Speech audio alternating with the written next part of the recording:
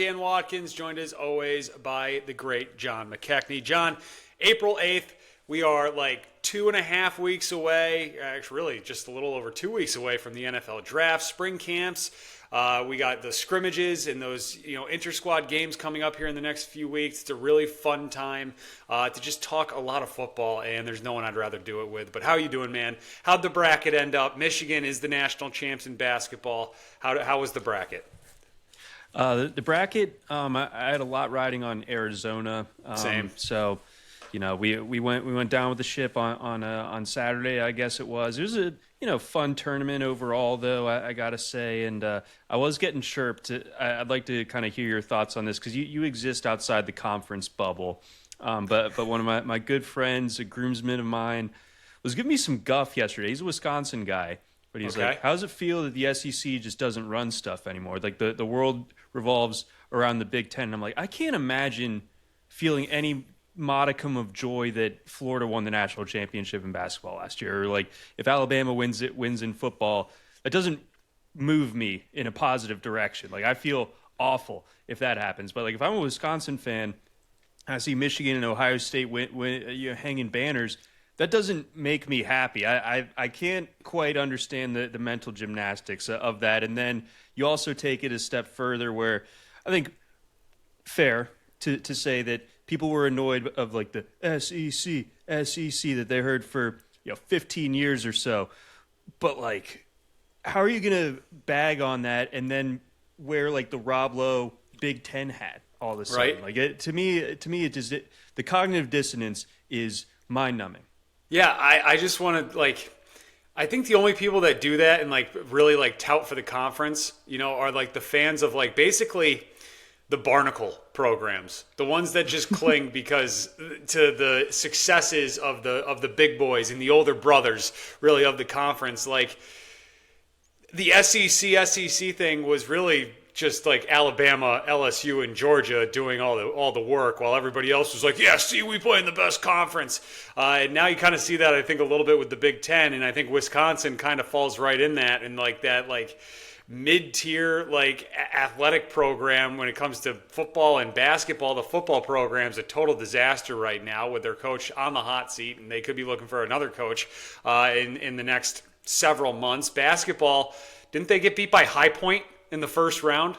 So, I'm sorry. You don't get to, cheer Michigan, for winning for the conference when you get bounced by High Point in the first round. No, sorry. I had forgotten so hard about that I didn't even bring that up in my retorts. But, yeah, they did lose to a school that you can, major in going to lunch with people or something. Very nice. Yeah. That sounds fun. I like that. That sounds like a great. That sounds like a great major. But yeah. Sorry. No, Wisconsin. You don't get to reap the benefits and beat your chest to Michigan winning the national title in college basketball, or Indiana winning a title in college football, and Ohio State and Michigan and all that, while you're basically just getting put in a headlock and noogied by those guys on the football field and on the basketball court. So yeah. No. I don't agree with your pal from Wisconsin. I hope this isn't a mutual pal of ours that is saying this, because I expect much better from him if it was him. It's not. I believe he's a fan of the show, though, so we'll see if he, this would be a good litmus test if he's paying attention during the off season. And then one other non-college football thing from yesterday, not the one that you're thinking of, though. But did you see the highlight from the Rays-Cubs game? Oh, yes. Where the guy going after the foul ball. Incredible. This was one of the funniest sports things I've seen in a long time. I mean, that is talk about just a total disaster. Not only does he doesn't catch the ball, right? And then he falls over and goes full moon. I mean, that is one of the funniest things I've seen. It brings me back to the pizza throw at Fenway, where there's the guy who misses the foul ball, and the other fan just chucks the pizza and smacks him in the face. And Don Orsillo and the late great Jerry Remy just dying laughing in the booth. But the broadcast, Boog Sciambi was speechless. He could not. They were all just like, Did that really just happen? Just absolutely incredible stuff. Only at the Trop. The way that, I think that the context is funny. It's 9-1, 9-2 in the ninth inning. This guy's kind of had a wasted evening, assuming that he's a Rays fan. It's in Tampa. he's got the row to himself, and it's like, oh well, what would make my night somewhat worth it? Oh, I get a foul ball out of this, and the way that like his pants flew. It's almost like he was wearing stunt pants or like some sort of like there was some sort of like rigging in there because like I mean it was so cartoonish. It just went flying off. It was like, remember when Pablo Sandoval's belt burst when he swung? It was like kind of like that like situation. Like the guy's belt just burst and then the pants just dropped. But what a way to welcome back the Tropicana Field that's back here this year after getting some repairs after the hurricane a few years ago. But yeah, that was incredible and made my night. They need a statue of that outside the stadium, I think. It's only right. The full moon statue. I love it. All right. So anyways, here's what we got going on today, guys. We are going to spotlight the Michigan football team. Shout out to John. Good idea to kind of just talk about where the Michigan football team is at after the basketball team wins a national title. Some interesting expectations there as Kyle Whittingham takes over as the head coach. We're also going to talk about John's beloved Georgia Bulldogs and what the expectations are there after back-to-back seasons of falling in the Sugar Bowl and going one and done in the college football playoff. Some interesting comments from some alumni on the quarterback situation and Gunner Stockton and what they need to see out of him this season if Georgia is to get back to that mountaintop. And then we'll wrap up with some NFL draft thoughts as we are about 2 weeks out here and what's going on. And it really is just very cloudy after the Raiders take Fernando Mendoza at number 1, what's going to happen from there on out. So we will get to all that, but first, thank you very much if you've been watching and following along. Make sure you hit that subscribe button. We are College Football Tailgate, at College Football Tailgate. You can find us on YouTube, Spotify, Apple Podcasts. Hit that subscribe button. We're on Twitter, CFB Tailgate 25, and we're also on TikTok at CFB Tailgate, where there is always just a lot of fun to be had. All right, so let's talk about the Michigan Wolverines as they come into 2026, right? Kyle Whittingham is the head coach now. He inherits a team that went 9-4 last year. They lost the Cheez-It Bowl to Texas. They allowed Arch Manning to basically become King Cheese and ascend to the throne, if you will, for Arch there in that bowl game. Michigan, they have the 12th ranked recruiting class. They have the 65th ranked portal class, both those numbers according to On3 and 24/7. So, which is kind of surprising to me, John, that they're that low ranked in the portal class because they did bring in some really nice pieces, I think, defensively from Utah, starting with John.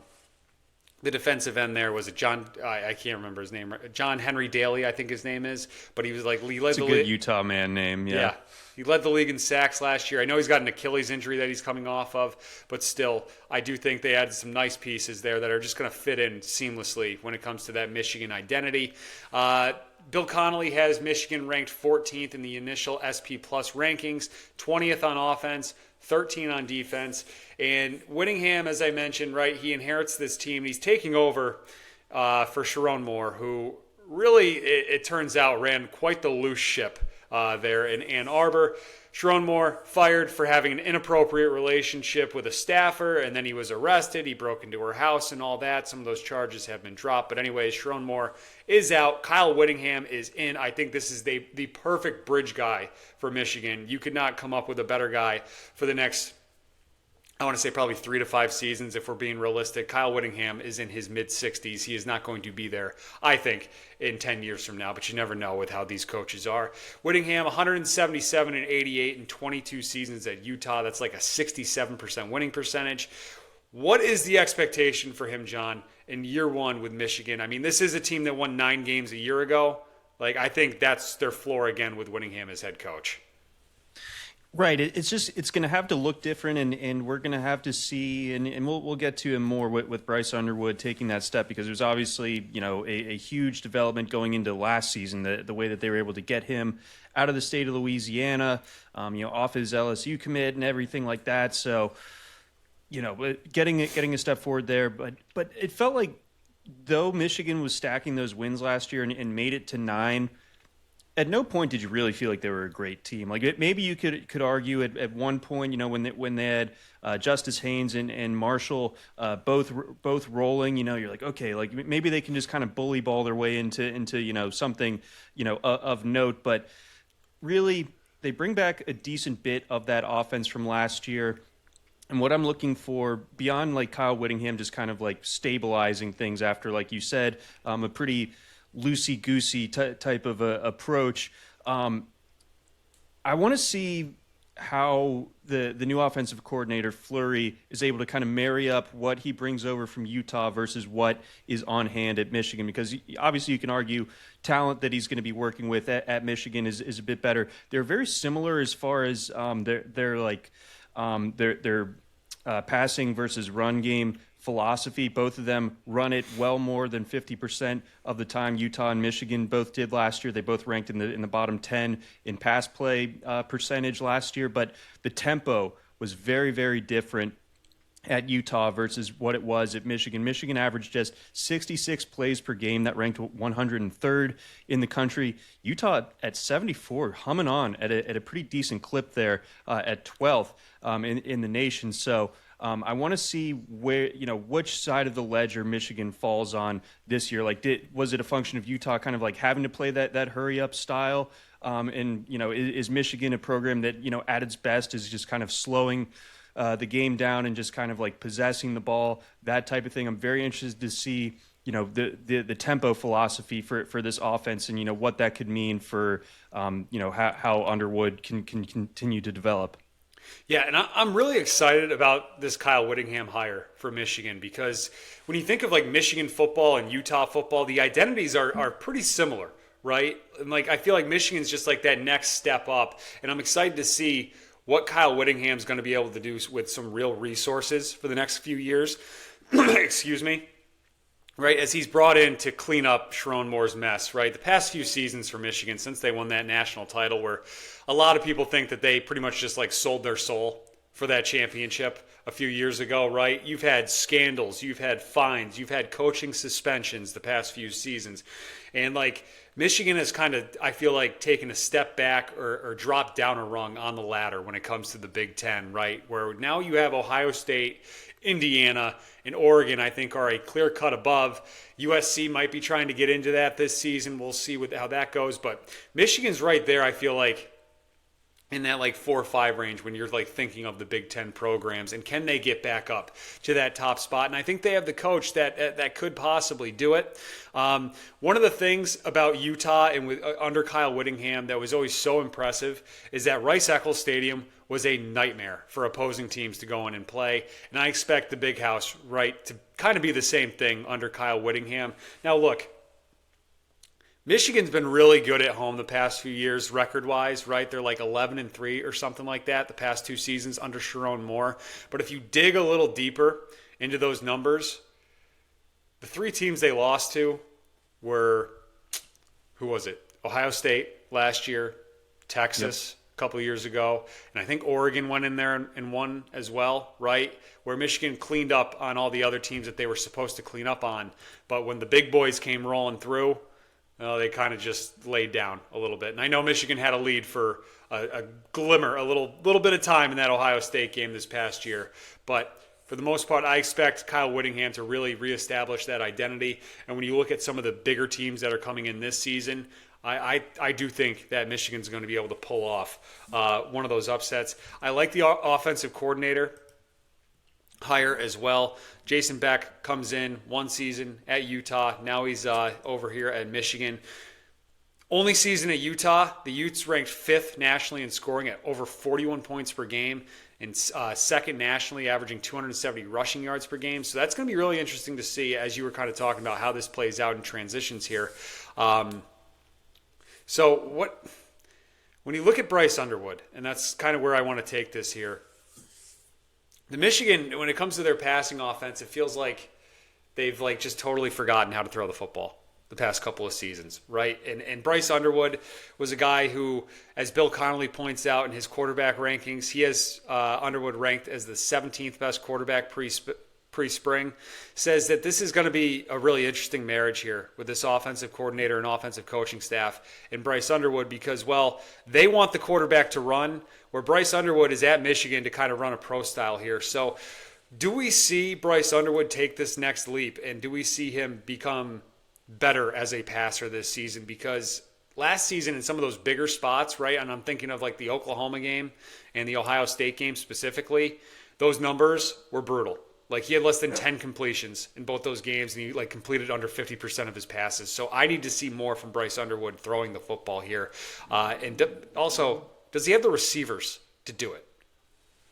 So just starting off on Underwood, and my bad on misspeaking on the offensive coordinator. I had the right thought, the guy coming over from Utah, but I got the name wrong. I was looking at some Seahawks stuff earlier this morning. Fleury is their offensive coordinator, if you must know. But when it comes to Underwood, 60% completion rate last year, that's not really going to get it done, but you can forgive it a little bit because he was a true freshman starting at a major program. Right. Like you can be okay with that to an extent, but just 7.2 yards per pass attempt, 11 touchdowns versus 9 interceptions. Again, like you're saying, that's not really going to get it done. His rushing was a little bit better than I would have expected. Checking in on his stats this morning, ran for almost 400 yards and 6 touchdowns last year with a decent yards per carry clip. So maybe he does have a little bit of like undersold mobility that, they can get out of him, that not to the same extent that like Dampier was going at Utah last year, but, make that a facet of this offense. But I think beyond that, the offensive line is going to be good. And I'd like, at least in theory, these top 2 receivers that Michigan has. I think Andrew Marsh already has kind of like stamped himself as a difference maker. He's someone that came out last year and had one of the better seasons from a Michigan pass catcher these last couple of years. It's really been since like Roman Wilson in their championship year that they had a difference maker in that sense. They bring in Jamie French, who was, I believe, a 5-star at Texas a couple of years ago, but Texas kind of like paved over his spot, bring in Cam Coleman, and you still have some guys on that team, Wingo and Emmett Mosley, so there wasn't really a spot for him. So it made sense for him in a practical sense to go up to Michigan, connect yourself with a, at least in theory, a good quarterback, and have a much higher spot on the depth chart. So if French can be even remotely as advertised, you have 2 legitimate options in the receiving corps. That I think is going to really help Underwood's development. Yeah, so I mentioned, right, kind of jokingly said that Michigan seemingly has forgotten how to throw the football the past couple of seasons since J.J. McCarthy led them to the national championship in 2023. Michigan's passing attack ranked 105th nationally last year, and they rank 127th nationally in total passing yards since the start of the 2024 season. Bill Connolly, when he writes about this marriage with Jason Beck and Bryce Underwood, the offensive coordinator, the quarterback, this is what he writes here. Jason Beck runs a super creative offense that finds a million different ways to run the football. A lot of that involves the quarterback, and Underwood was brilliant running the ball at times last year, but still he comes to Ann Arbor to run a pro-style attack and become a future number 1 pick, not to run the ball over 10 times per game, as Devon Dampier did last year at Utah. So basically, John, my thought is this, when it comes to Michigan, they're not going to get back to that top tier of the Big Ten unless Bryce Underwood takes a big step forward and a big leap here in 2026. He has to, right? And it's up to the coaching staff to mold this offense to his strength and not try to fit him in to what they want to do running the football. So I am curious to see how much they have him run this year. Yeah, I'm fascinated by that, and I think that they have the type of like running back personnel, even with Haynes being gone, to make it work. I think again, we'll see what happens as far as Underwood's usage as a runner goes, but Marshall, I think, is a really strong back that they have, and they brought in, I believe, the number 1 running back commit in this class. They love this kid. Yeah, Savion.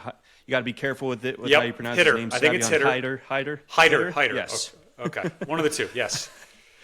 So, but they love him. Like way. literally, if you Google, guys, like go Google like Michigan spring practice, it is just like gushing. Every single page you comes up about this kid, how much they love him as a true freshman. So expect to see him on your TV screen, and we'll all know the pronunciation, I think, by probably late September.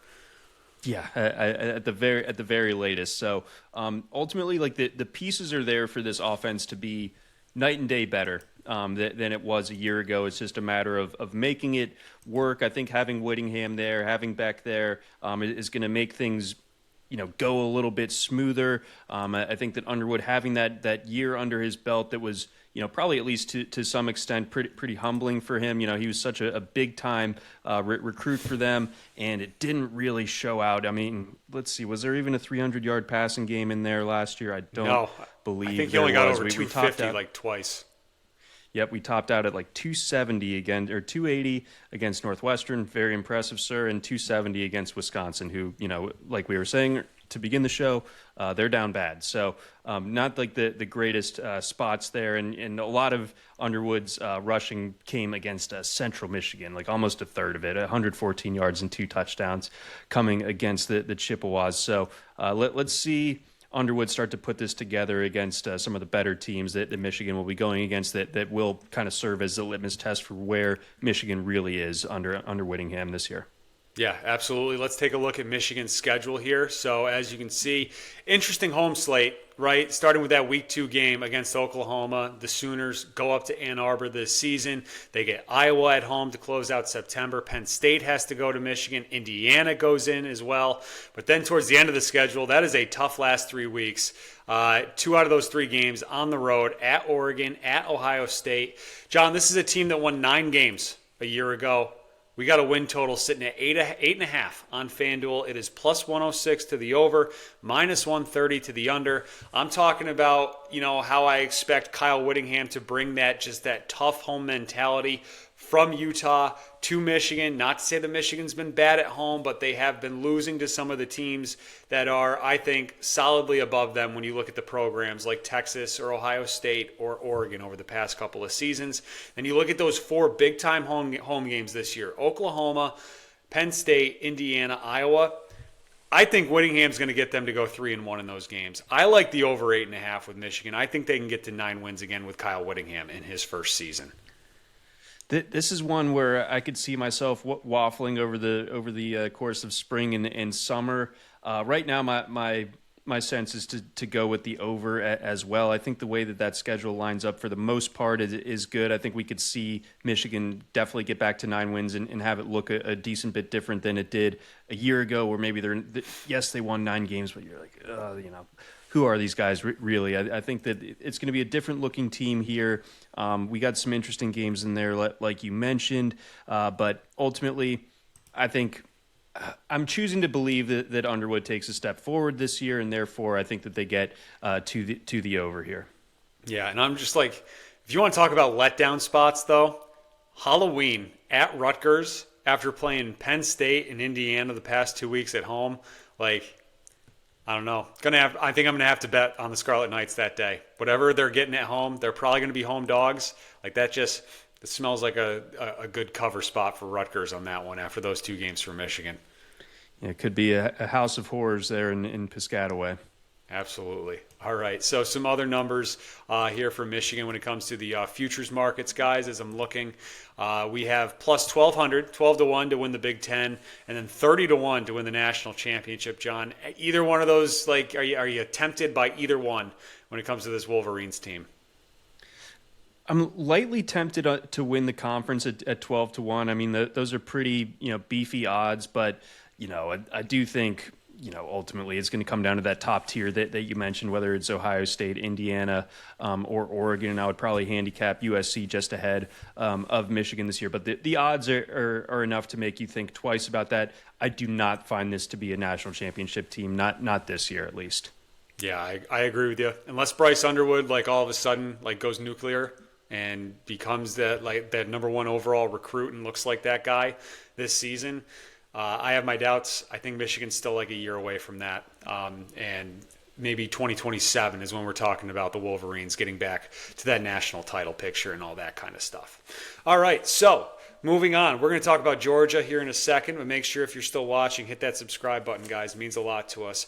So the Georgia Bulldogs enter the 2026 season fresh off of a 12-2 campaign. John, I probably don't need to tell you this, but Georgia, one of just 6 Power 4 teams to return their quarterback, head coach, and both offensive and defensive coordinators. They are one of just 2 SEC teams to do that, Oklahoma being the other. And, when you look at Georgia, right, the past few seasons have ended in disappointment. One and done's in the playoffs. Even though you just win the SEC, you go on that 9-game winning streak a year ago, but you fall to Ole Miss in the Sugar Bowl as the Louisiana Superdome, Caesars Superdome, whatever it's called now, has just become a house of horrors for the Georgia Bulldogs the past 2 seasons. But Kirby Smart, as always, reloads, restocks the cupboard and all that with his recruiting class, even with all those guys that they've lost to the NFL going into this upcoming season. Georgia comes in with the number 6 ranked recruiting class, 45th according to the portal, on 3, 24/7 with both those numbers. Bill Connolly has them ranked 4th in the initial SP plus rankings. They are 5th on offense and defense as well. Going to be another solid year, I think, for Georgia. Some people have already, there's a lot of people predicting that Georgia gets back to the mountaintop and can win the national championship this season. But for me, I think it all comes down to Gunner Stockton. And does he take that next step? And what do we see from him this year? But you're the one that follows this team much closer than I do. So I'm going to stop babbling here. Set the table for us with Georgia in 2026. Yeah, the returning stuff is interesting, but the coordinators one doesn't surprise me because who wants them? Who's going to poach Mike Bobo from Georgia as much as I would have liked to maybe see him go? Although he did make me eat my words a bunch last year, but seems like the luster is off Glenn Schumann, the defensive coordinator, a little bit. He had kind of a bizarre quote after the season, kind of gassing up C.J. Allen, which is good, but basically saying that C.J. Allen was calling the defense all year. It's like, you're the defensive coordinator, man. Like, you should be a little bit more hands-on than just letting a player do literally everything out there when it comes to getting everyone lined up. So C.J. Allen obviously gone. They're going to have to make sure that is accounted for. But, kind of like what you were alluding to, who is Gunner Stockton in year 2 as the full-time starting quarterback this year? Because last year's offense was very oddly shaped, I think is the best way I could describe it. It was effective, but it was, how sustainable is it when you are so heavily leveraged on Zach Branch doing everything, right? Mm-hmm. I mean, like I think like 50% of Zach Branch's receiving production was off of screens or stuff at the line of scrimmage. I know that like half of his yards came in those types of setups. Zach Branch had a 25% target share. I'm surprised it's only that low. It felt like really every other pass was going in his direction. So he's gone, and it's not just him. Oscar Delp is gone as well. Colby Young, who I know missed a good chunk of the season last year, he's gone. Noah Thomas is gone. Dylan Bell. So there's a lot of new guys that need to step up here. And I think when you look at the strength of this Georgia offense and what other opponents have noted about this Georgia roster is the advantage that they have theoretically at tight end, right? Like Elias Williams is a guy who was completely underutilized last year. You got Lawson Lucky, who had a big game against Ole Miss the first time around, was kind of invisible the rest of the way. Ethan Barber was a big time recruit. Caden Prothro was a big recruit in this year's cycle as well. So they need to get those guys more involved, and therein lies, I think, the tension for this Georgia passing game because, like I was saying, so much of it was dependent on the wide receiver screen game. None of those guys play wide receiver. None of those guys are going to be, out on the boundary catching screens. So, can Gunner Stockton develop as a over the middle passer? That's going to tell us everything about this ability for the passing game to take another step forward and absorb the loss of Zach Branch, because I think Gunner Stockton had 4 passes batted down at the line of scrimmage against Ole Miss in one game in the college football playoff. Stuff like that is very, very problematic. Gunner Stockton, he's a gamer. He's pretty clutch. We saw it time and time again last year against Tennessee, against Auburn, but he's kind of short. He's 6'1". They got a huge offensive line. Those throwing lanes are a little bit trickier for him to get to. So I want to see if Georgia's really going to do this offensively. I do think that Stockton and opening up the offense in a way that gets those tight ends more involved, that's sort of Georgia's like trump card right now as far as how they're lining up. Their receivers aren't as good as other teams. Their running backs aren't as good as other teams. Their tight ends are leaps and bounds better than everyone else's. They can be the matchup nightmare, but Stockton is going to need to maximize it. Yeah, absolutely. So when I was doing my research on Gunner Stockton, someone, I forget who, I want to give him credit, but someone basically wrote that Gunner Stockton is a souped up version of a service academy quarterback. And I thought that was pretty funny. But just to further your point, though, right, Bill Connolly has Gunner Stockton ranked as the eighth best quarterback coming into the 2026 season. But he writes that nearly 40% of his passes last season, so that's nearly 2 out of every 5 passes, were at or behind the line of scrimmage, right? Just to show you how much they relied on that. So we all want to see Gunner Stockton push the ball down the field. And as you're mentioning and saying, the tight ends are going to be a big part of that. David Pollock with some interesting comments here that have really, I think, kind of just gotten Georgia Twitter all worked up over the past couple of weeks, because I think they just saw like the quote and didn't actually listen to what he was saying. Where Pollock goes on the Mac and Murray show, which is hosted by former Georgia quarterback Aaron Murray, and says if Gunner Stockton is the same quarterback he was a year ago, Georgia has no chance to win a Natty. Pollock says, I saw him grow. I want to see him put more touch on the football instead of trying to throw it through everybody's chest, which he has a tendency to do. It's all fastballs. I like some changeups. So he wants to see Gunner Stockton take that next step as a passer as well. And it really does seem like that's going to be what Georgia's season hinges on this season. So as you were mentioning, when it comes to wide receivers, right, Zach Branch is gone. Who steps up in the receiver room? You start talking about the tight ends, but it looks like Georgia has some really good guys that are big-time guys that are going to be entering like their sophomore years here from the 2025 class. Right. So Georgia, if there's been something of like a weak point in Kirby Smart's recruiting the last couple cycles, at least like coming out of the high school ranks, he's done well in the portal. But the receiver class in 2025 was supposed to be sort of like a change in that, and yet it was all those transfer portal guys with Zach Branch and Colby Young and Noah Thomas and so on. So those guys didn't really get their chance to shine much last year. But Talon Taylor and C.J. Wiley, I think, are supposed to be the guys that really take a step forward this year as far as the boundary receivers go. I like London Humphreys.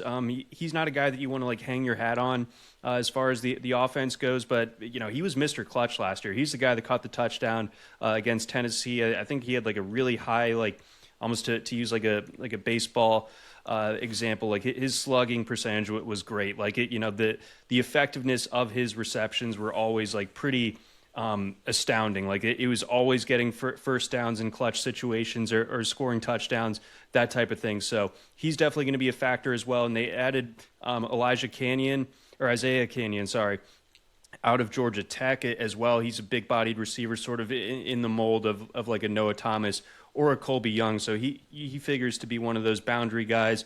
I don't know if they have like the same type of slot personnel. Like, Zach Branch is not a guy that you can just easily replace any single year. But, if the screen game, if the easy throws are going to be a part of it, we're going to have to see someone emerge as like that slot weapon. I'm not sure who that is exactly, because I think both Taylor and Wiley are kind of on the bigger side of things, and not like those little like speedster quick short area stuff the way that Zach Branch was. So we'll see. I think the composite talent as far as that group of wide receiver goes is pretty strong, but it's going to be interesting to see how it kind of gels together. How confident are you that we see someone emerge from this wide receiver room? Because I spent some time on Georgia fan pages and all that last night as I was prepping for this, and everybody's just kind of just like, I don't know who's going to emerge from this wide receiver room. We have no idea. Like, this is like, I saw there was one outlet I was reading that like ranked every position group when it comes to Georgia, and wide receiver was at the very bottom when it comes entering the season.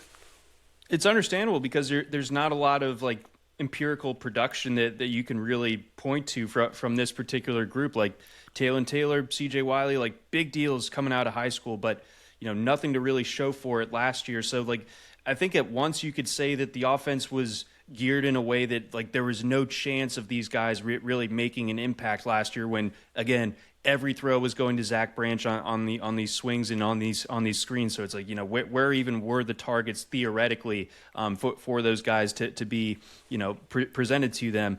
So we just don't know. But if you're someone that hangs their hat on, what the recruiting services say these guys were coming out of high school, then theoretically, like the talent should be there, but they are very short on in-game experience at this point. So I think that's going to make like the working things out in spring and in the early portion of the season particularly important for this group.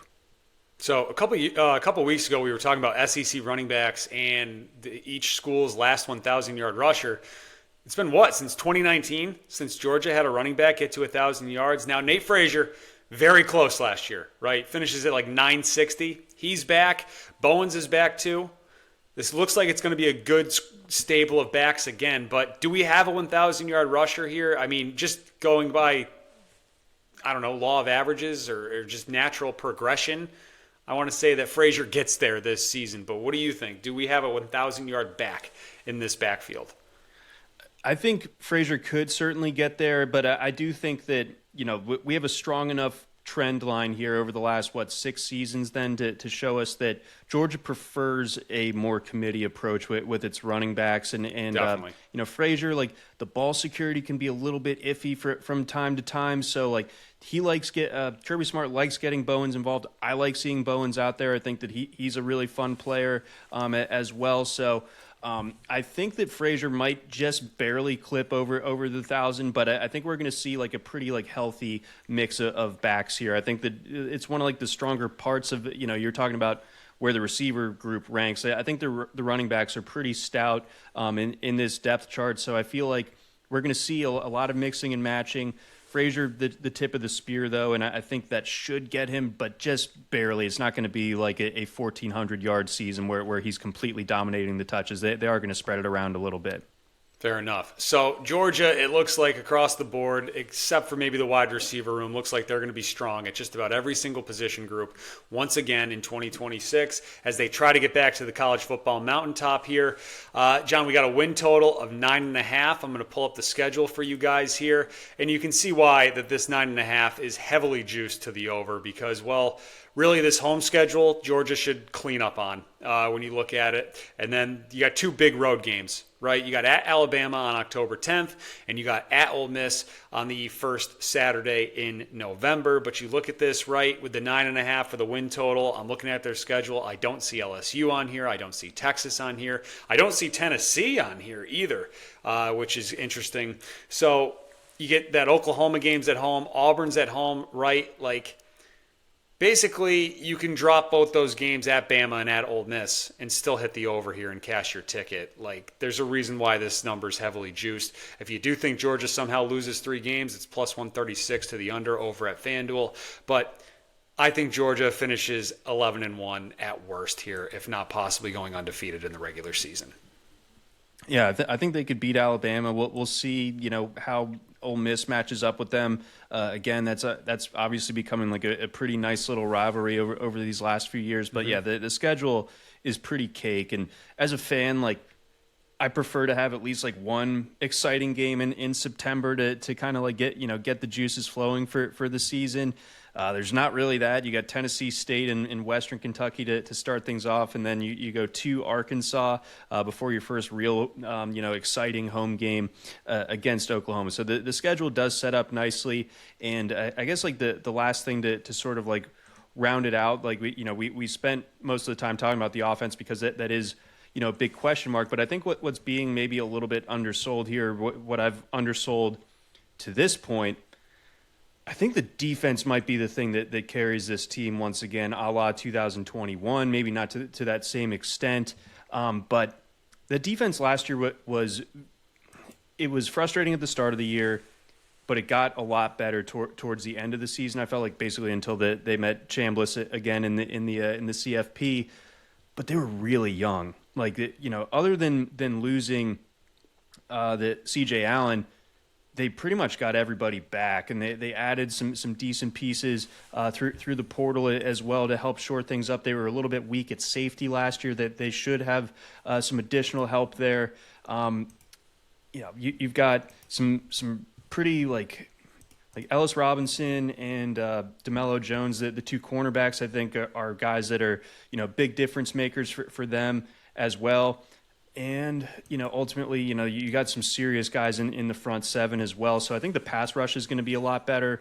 And I think ultimately, like this should be like a top 3 defense in the country. And that's going to be something that I think, is at least like floor raising for this Georgia team. The offense is going to tell the difference between, simply another playoff berth and an early exit versus making it to the semifinal, even making it to the national championship. But the defense is going to keep them right in that mix all year long. And that's why I think it would be kind of, whereas I was a little bit skeptical of this team coming in last year, I do think the defense is nasty enough to where it's like I can't see them with that schedule losing more than 2 games during the regular season. Yeah, I think like anything less than 11-1 is an underachievement, really, as you're talking about with that defense there, especially because we know Georgia historically is at their best when the defense is the best unit for this program here. And if Gunner Stockton just takes care of the football, makes the plays that need to be made, like this team absolutely has that ceiling of national championship aspirations. And that's why when you look at the odds board, right, in the futures market, Georgia is plus 900, 9-1 to win the Natty. I do think that's a very interesting ticket there. They have the 6th best odds, according to FanDuel, to win the national championship. They are right behind Texas to win the SEC at plus 340. I think either one of those are very solid futures to invest in with this team because, well, if Georgia gets to the SEC championship game again, you're not going to be able to get a plus 340 on the money line. I can tell you that much. No, definitely not. So I think that that winning the conference is strong, and I know I've been gassing up Texas. It makes me sick to my stomach a little bit. I still think that Texas is the team to beat in the SEC and maybe even in the country. But at those particular odds, I think what we see on paper here with this Georgia team and knowing who Kirby Smart is as a head coach, I think there's a very good chance that they at least win the conference. 9-1. I wish we had a little bit longer odds there. I'd be a little bit more interested, of course. But I think that at least winning the conference is pretty attainable, especially given those odds there. So do you have a prediction yet? It's April 8th. All right, I know it's early, but do you have a spring prediction for how 2026 goes for Georgia? I think they get back in the win column in the playoff. I think they would probably wish that they avoid the bye that seems to have been an issue for them these last 2 years. For everybody except for Indiana. Yeah, literally, it's insane. If they, you keep mentioning it, if they can avoid the Sugar Bowl, even better. But I think that this is a team that can at least make it to the college football playoff semifinal. I don't know if I'm going far enough to say that they can win the national championship. I have a hard time seeing anyone other than Ohio State or Texas doing it. But I think Georgia is going to be right in the mix there at the end. And if you get that far in the dance, you certainly have a chance to get it done. Yeah, absolutely. I agree with you. I mean, this team definitely should be shooting for really to get to the national championship. But if Final Four, I think, would be probably satisfying depending on, how the chips fall and all that kind of stuff. It's going to come down to the path and everything like that. But this team, I think, is going to be very good, and they're going to be playing deep into January as we go until like January 25th or whatever it is next season with that national championship game. All right, so that's going to do it for our 2 spotlights this week. We might, I don't know, I think we've hit just about everybody when you think of like the big time programs there. So we'll see what we do in the next couple of weeks here when it comes to spotlights and what happens and all that. But we are getting closer and closer to the NFL draft. I do want to talk about some draft odds because I do think there's some things that are very interesting here as we get closer to this draft that it's funny because like people are just starting to dump on this draft, man. Like people are like there is no difference between player 20 and player 45. Like it is just a collection of very similar players here, but I do think there's some elite guys up at the top. It seems all but certain Fernando Mendoza is going number 1. I don't think there's any point really of discussing what the Raiders are going to do because it seems like that's what they're going to do is take Mendoza first overall. But once you get to the New York Jets at the 2nd pick, this is where I think it starts to get interesting because just like, well, one, what are the Jets going to do? How are they going to screw this up? Like, they're probably going to screw it up. The fans aren't going to be happy no matter what they do here. But anyways, the odds market for the number 2 overall pick, John, is pretty interesting, okay? So Arvell Reese for the past few weeks has been sitting there at like minus 300, right? Or at least like minus 250 to be the 2nd overall pick. Starting to come down a little bit here because, well, the new mock drafts are now pretty split on who's going second overall. Okay, so I just gathered a bunch of mock drafts here, and we have Mel Kiper, Peter Schrager, and also who else? Field Yates. McShay? No, Field Yates, all from ESPN, saying that David Bailey from Texas Tech is going to go second overall to the Jets. And then you got Todd McShay, Daniel Jeremiah, and Charles Davis all saying, no, it's going to be Arvell Reese. So the experts in their mock draft are split. You got David Bailey sitting there at plus 190 to go second overall.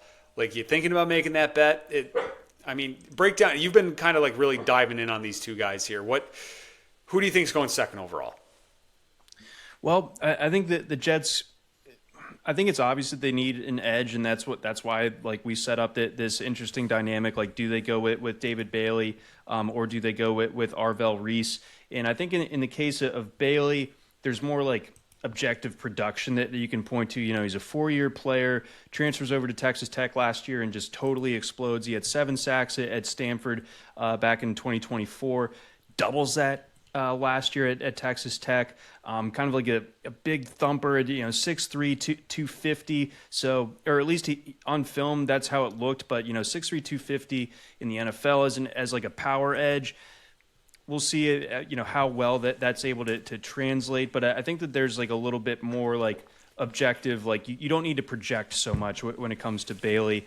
Whereas with Reese, you just watch the film at Ohio State and you come away. It's like that guy looks like some like movie. Like scary movie monster. Like he's got the long arms. He's like so fast. You can line him up like all over the place. But like the ultimate production wasn't that great. And then the combine was somewhat unkind to Arvell Reese, I thought. And then the pro day, you get all those viral pictures of him not really being able to bend the edge, and then you juxtapose that with gotta be able to bend, right? You got to bend. He's a little bit stiff that way. At least that's how it looked. He's trying to kind of like get a do-over on that. I think that's sort of funny. So I think that Bailey's probably like the quote-unquote safer pick. If you're the Jets, I don't know why you don't just like shoot for the stars a little bit. I know it hasn't worked out for them going that route before, and just in NFL draft history, that can be something that bites you. But I think that Reese has more like interesting traits that I think if the Jets are somehow able to fully unlock Reese, I think that he's a bigger problem for opposing offenses than Bailey is. I think they're both really good players. I don't think that there's like a huge wrong answer here, but again, knowing the Jets, they will probably pick the wrong guy.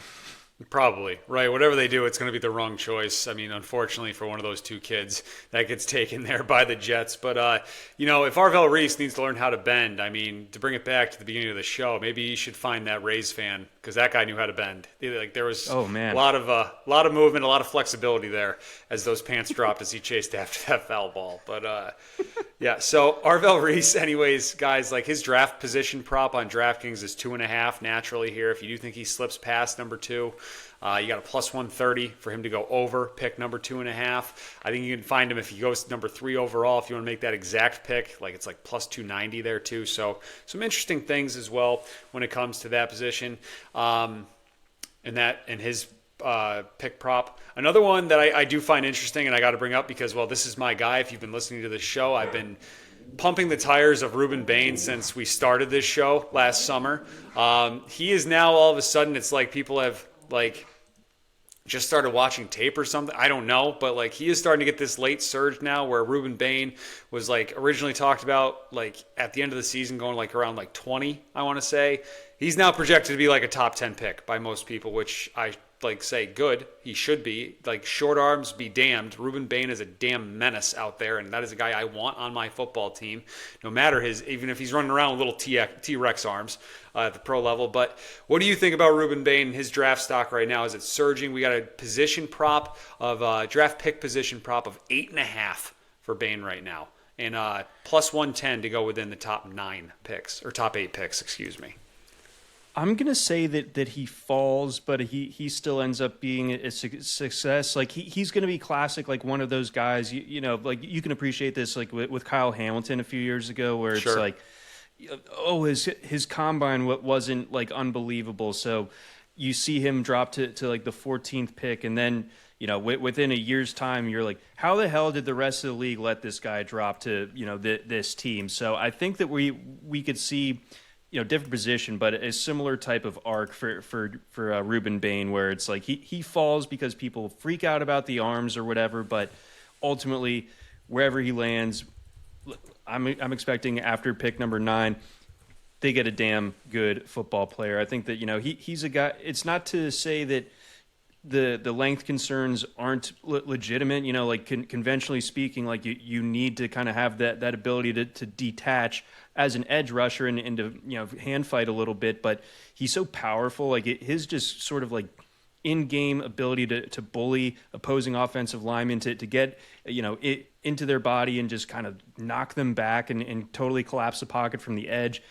It's so impressive. I mean, like, he was the best part of watching Miami this year, and there were a lot of good things about watching Miami this year, but watching Bain be a game wrecker, I think, was bar none the best part of it, and I think that teams are just going to outthink themselves. And that's why they are picking near the top of the draft, because they are not good organizations, and they are going to end up kicking themselves when Bain falls a little bit and goes to a team that can use him correctly and ultimately end up getting a very solid player out of him. Yeah, I mean, I hope this kid's an absolute stud in the NFL level. I mean, as far as betting, stuff like that, I'd probably stay away from it. Those numbers just aren't that good anymore for him. Unless you think he's going to fall, then maybe you can find some value for him to fall outside the top 10. But yeah, I do think Ruben Bain's going to be a solid pro, even with those short arms that he measured in at. All right, another interesting one here, and we've talked about this throughout the offseason, but we might as well just keep bringing it up because I do think it's interesting. Jeremiah Love's going to be the first running back taken in this draft. He might go in the top 5, right? Tennessee's sitting there. They might take him. Brian Daboll, I'm sure, could do great things with him there. But Jeremiah Love's going to probably be a first-round, very high-end first-round pick. Who's running back 2? Like, it really is just like put these guys all up on like the board and just throw a dart, I feel like, and that's your running back 2. I really don't have a solid answer. I couldn't even tell you right now as I look at this, like, when's the second running back going to go off the board right now? Like, there's no way. Yeah, there's no way there's 2 running backs being taken night 1. It's going to be sometime in night 2. But as I'm looking at these different backs, like, I have a soft spot for Jadarian Price. Loved him at Notre Dame. Not quite sure how his game's going to translate there. Mike Washington, I know, put up some good numbers. You got Jonah Coleman, Adam Randall. Who are you looking at with running back 2? I think it should be Jadarian Price. I think we are looking at a day 2, potentially later on in day 2. Like, we could see like almost 2 full rounds go between Jeremiah Love and the rest of the running backs. Like, this class did not do itself a lot of favors at the combine. Like, really only Mike Washington did well for himself at the combine, I felt like, among running backs. I love Jonah Coleman's film in his production at Washington, but I don't like when a guy not only opts out of the combine but also the pro day. So like you kind of like are like just essentially forced to assume the worst about their athletic testing, and that's not good for a running back. Like, that's a position that's obviously very reliant on your build and your athleticism. So I'm a little bit worried about Coleman. I think that's probably going to cost him a little bit in the draft. I think he could fall as late as into round 4. So almost like process of elimination. I feel like Price, he didn't like blow it up at the combine. You could almost argue he's slightly disappointed, but he's another guy where it's like you watch the film. Maybe he's not going to be like a feature back for any team, but like if he can just have the same role that he had at Notre Dame, that's a guy you want in your backfield, I feel like. Like that's just a supercharged, like rocked up dude that can absolutely be a difference maker, once the defense is already a little bit tired out. So I do like Jadarian Price. I haven't ranked as my running back 2. I'm not sure if he's going to end up there. And then I'll be damned if I never give up on this guy, but I feel like Nick Singleton is going to be a good pro. Thank you. I was just going to bring up, what about the 2 Penn State guys? Like, we are not talking about either one of them. Like, if they end up in the right situation, I think either Singleton or Katron Allen could be really good pros for a long time. I think, Singleton had if you flip-flopped his seasons at Penn State, he had an amazing freshman and junior year and then really underwhelming sophomore and senior seasons. If you flipped his junior and senior year, there's no doubt that he's RB2 in this class. I think a team like Cincinnati would be really smart to take a guy like Nick Singleton either in the third round or if he's still there in the fourth round, because as much as I like Chase Brown, the only guy they have behind him right now is Taj Brooks, who a lot of fun in college, this big bruising dude at Texas Tech, but I think Singleton can do a little bit more. Allen, I'm a little bit concerned, doesn't have the foot speed to really be much more than a gimmicky short yardage type of, almost like an Ollie Gordon type of guy. But Singleton, if he gets it figured out, those are the traits that I want. Absolutely. Yeah, and when Singleton's going right, I just love the way he runs the football too. Just the profile. I love it. Love watching it. But something that I do like to do around draft time, and I'm sure a lot of people are with me on this, John, you probably are as well, is I love reading player comps, right? And who's this guy project to be, right? Who's his pro comparison? And just to kind of continue the dumping on this running back class, it's not a great list. I'm going to just read you ESPN's player comps right now for this draft class, okay? So Jadarian Price, right? Everybody's saying Jeremiah Love, excuse me. Everybody's saying best in this class, right? His similar historical prospects is Travis Etienne and Todd Gurley. Good players, not franchise changing. I mean, Gurley had that one or two really good years, but not exactly your Adrian Peterson, right, off the top of your head, or your Bijan Robinsons or something like that, Christian McCaffrey, those kind of guys. My colleague comps him to, I think, Darren McFadden, which is an interesting one. Because great college and then underwhelming in the pros. That's how he views it. He's worried he runs a little bit too high.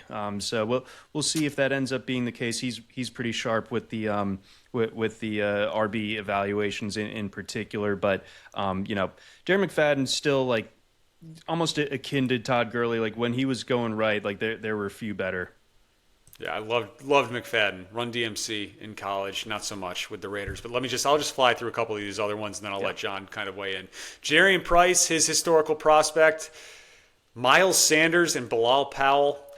Jonah Coleman, similar prospects. Jay Ajayi and Kenneth Gainwell. Adam Randall out of Clemson, similar prospects. Toby Gerhart, Doug Martin. Mike Washington, his similar ones. Latavius Murray, Nile Davis. Nick Singleton, his similar prospects, Keyshawn Vaughn, Katron Allen. You got Tatum Bell and Ontario Smith, who I don't even remember right now, and then Seth McGowan. I think Ontario Smith got in trouble at an airport while he was with the Vikings, if I remember correctly. I don't even remember him. Don't even remember that name. And then Seth McGowan, his similar historical prospects. You got Keontae Ingram and Javorius Allen. So really, some of these pro comps, not very good. Not much to write home about here with this class.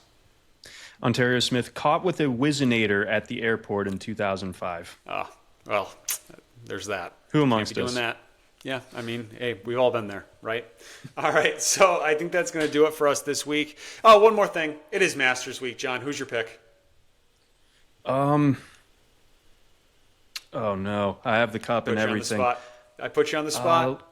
All right, Max Homa, go. Max Homa. All right, I'm going to go John Rahm. He's my guy.